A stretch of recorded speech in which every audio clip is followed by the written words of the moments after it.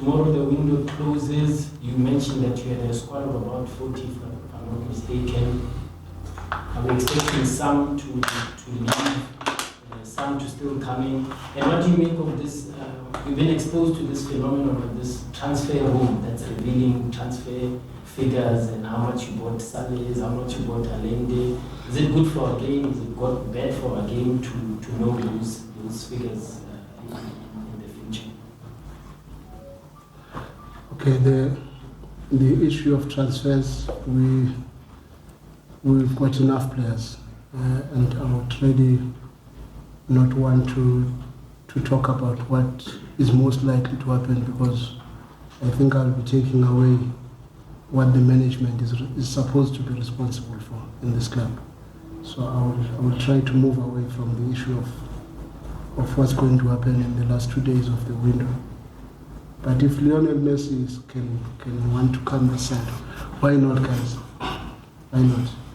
So the issue of transfers, personally, I'm not somebody who likes secrets.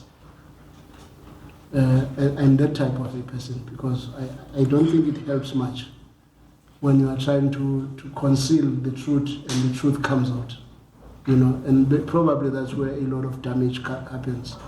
But if we are honest and upfront about everything when it comes to transfers, just like it happens all over the world, we don't have to answer after, because at least the answers are already there. But I know sometimes that could cause issues in the change room and all that. But the fact of the matter, which is what I always speak to players when they start to feel differently, I always say, in football you've got an opportunity. In football, your biggest opportunity is when you have to sign your own contract. You must do the best you can to get what you think you deserve.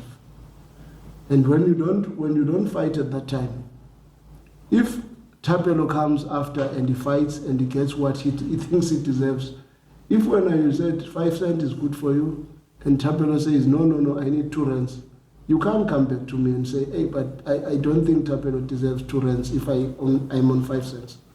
But I wouldn't really want to get deeper into that. But the truth is, in this issue of contracts and our money is spent on players, personally, I would not want these things to be hidden. I would really love everything to be open and to know who is earning what in that club, because that will also help other players that are cheated maybe somewhere, where you find a PSL player is still earning 5,000-10,000 rands. So if this thing is in the public domain, I think every club will try to compete to be at a certain decent level in terms of the figures. Good afternoon, Coach. My father, how are you? Good to see you. Very good to see you.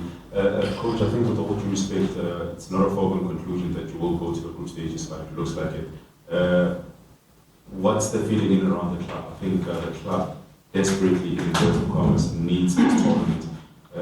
How far are you thinking that this club can go to, and would it be a failure if you don't win the Champions League and you've only done it once, which shows how difficult it is? What's your dreams and aspirations in regards to this season's Champions League?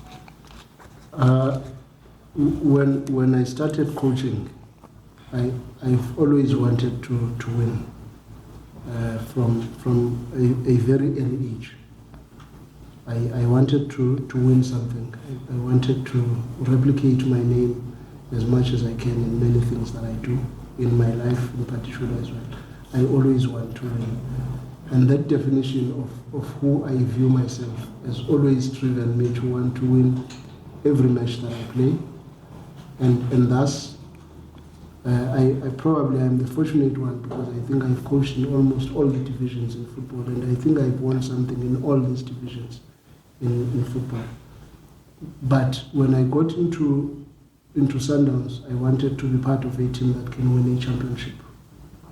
And one has been fortunate to be part of the team that has won probably 9 championships.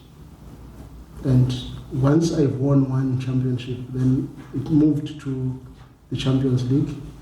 that if we can win at least one Champions League, and fortunately, God willing, we won the Champions League.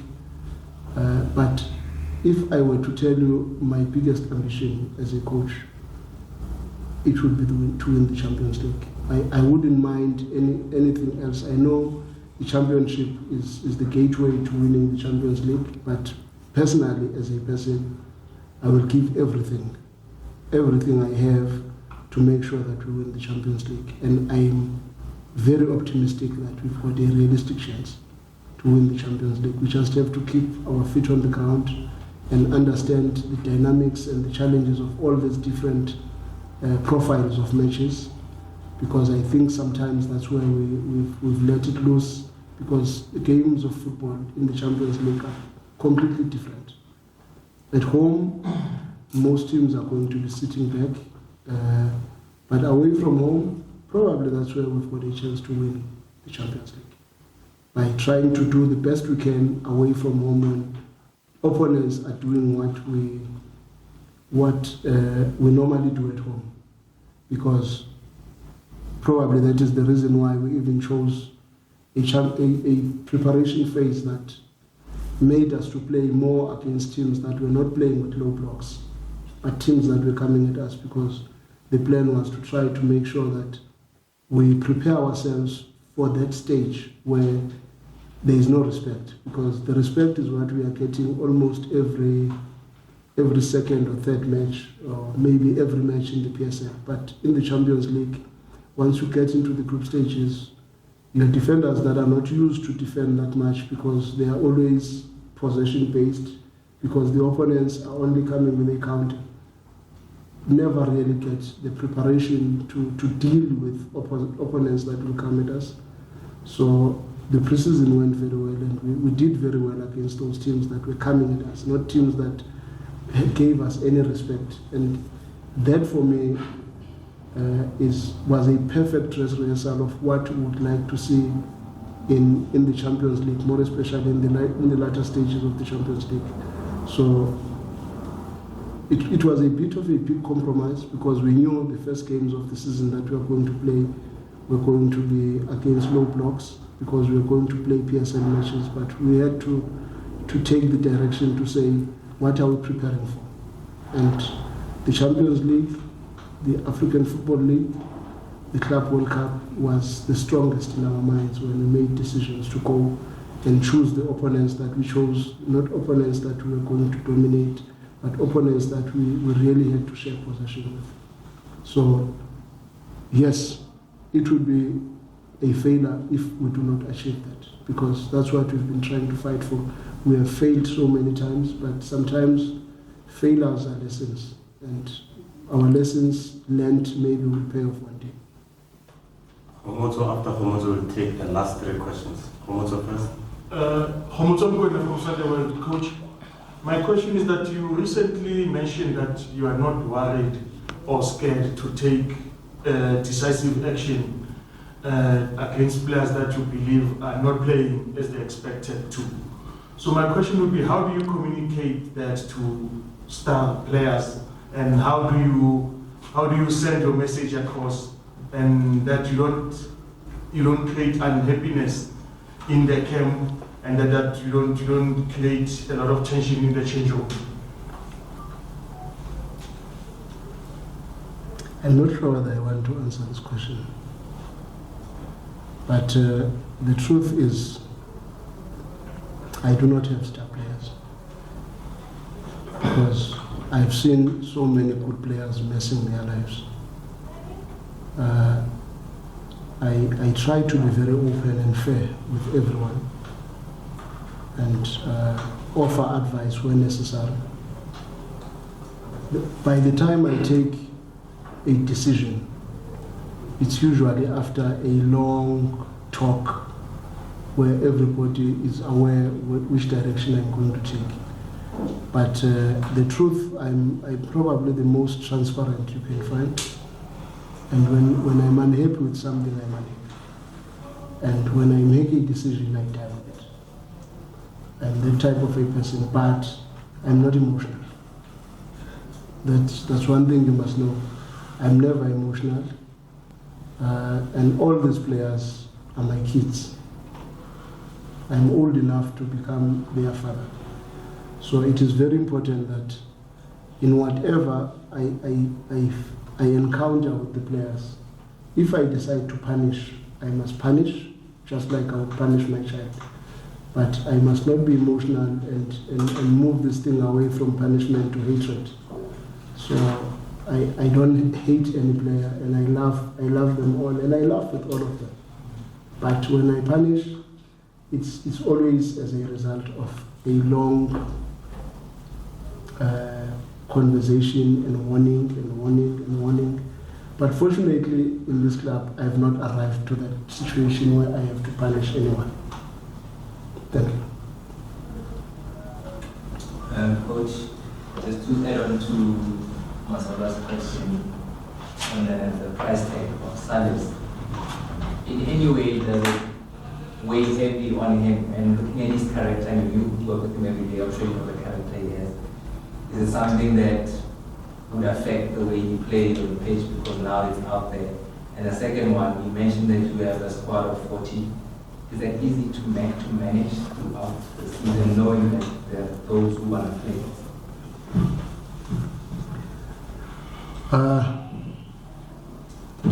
Maybe it's because I don't listen to other people's news too much. I don't even know what he earned and how much he was bought for. I don't know, and I don't even care, because it would end up even affecting me sometimes. So I prefer not to get into in Zulu Indaba Zabantu. Can you tell me? Yeah? Can you tell me? Can you tell me how much is earning? How much he was bought for? He doesn't reveal how much he's earning, just how much he was bought for. I don't even want to know. I don't even want to know, because maybe I will think, hey, if this money was given to me to buy a villa and a farm or what. But honestly speaking, because I do not want to question the decisions of those who lead me. Because one thing I have is that this club is run by very intelligent and successful people, and I don't think they would do anything that does not make sense. And as to whether whatever will affect his performance, I do not know, but I've not seen that. All I've seen is that he's a committed footballer, he gives his best, and he's a good football player. He's definitely going to help the team, and I have no doubt in that one. But the rest of the other stuff, guys, it's your role to like Indaba Zabantu. Personally, I am not into Indaba Zabantu. Thank you. And managing the squad of 40? Managing the squad of 40 is not easy. I don't want to lie to you. It's not easy. But we don't have much of an option if you consider the number of matches that we have. That is why we always try the best we can at Sundowns to have as big a technical team to make sure that even the players that are left behind are always taken care of. Because the number of matches suggests that we will always have problems at the end if we don't have enough personnel. But the best thing we can do is to give respect and opportunity to all the players that we keep here. Because it would not make sense to have a squad of 40 and you only play 24 players. So we have that responsibility to try and keep everyone in his toes and wanting to be part of this thing. And so far it really looks good, because I think the players that got an opportunity after we bombed out of the MTN 8 are showing that, hey, we're also here. And I don't hear you talking about these guys. You are talking about the ones that are not playing. And these guys are winning matches and they are achieving success that we've never achieved before. Sixth highest XG in more than 170 games that Sundowns has played. The game against SuperSport is the 7th highest XG against for us as Sundowns from 2021. And all these things are positive stories that we should be reporting about for this group, so that you can also help me, so that the ones that are outside also fight to get in, and we always have a stronger team all the time to try and surpass what these ones are achieving. We've never really had this excuse against teams like SuperSport. And in the Champions League, we've played all sorts of games. You can say Mbabane is a small team, but 6th highest in 170 matches that Sundowns has played. It's very big. It's something that we should be talking about, because that's a very good story to tell, unless we are only for sensationalism. Coach, now Mr. Norman Blog. Coach, I want to ask. How are you, my brother? I'm okay. Are you good? I'm very good. Thank you. I want to ask about one. In the 2 games that he's played, he's looked very good. I think he's very physical, very good on the ball as well, and he's still 19 years old. I wanna get into his acquisition. I think a lot of players that these big teams signed are players that are looked for by all the clubs, but they do the signing seemed a bit under the radar. Nobody expected it, just like maybe a player like Zuku. I just want you to give us a bit of insight. How does that conversation go with you and the sporting director? I think we must give credit to him as well for signing such talent. How does that conversation look like when looking for such players? We must give credit where it's due, because I think that one was merely on the sporting director's table and his assistant. They unlocked the data very early when the boy was still playing in the DDC, Sekukuni, and we started discussing this boy, and we started looking at this boy very early, and we were not the ones as coaches that initiated the discussion, I'll be lying. It was the sporting director and his assistant that said, hey, there is this boy, you must have a look. And we started looking. And we always look. We may lie sometimes and say we don't look, the players are imposed on us. It's not true. They're lying. We have a look. And we looked at this boy. Fortunately, we played against him, and they were forced to play him in the PSL, and he played against us. And from there, I think everybody said, this is the right thing to do.